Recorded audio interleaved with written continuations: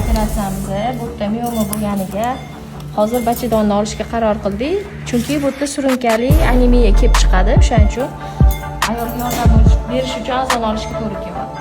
Hech kim o'zidan o'zi bachadonni olmaydi. Ko'rsatma bo'lsa oladi, lekin hayotga zarar bersa обязательно olish kerak. Ko'rsatma bilan, tekshiruv bilan.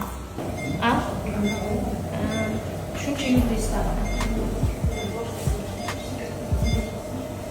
Finalda bo'larkanmiz.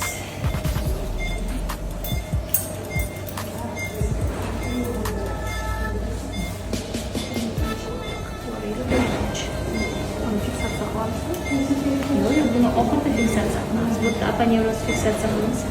Hammasi yondan chiqadi.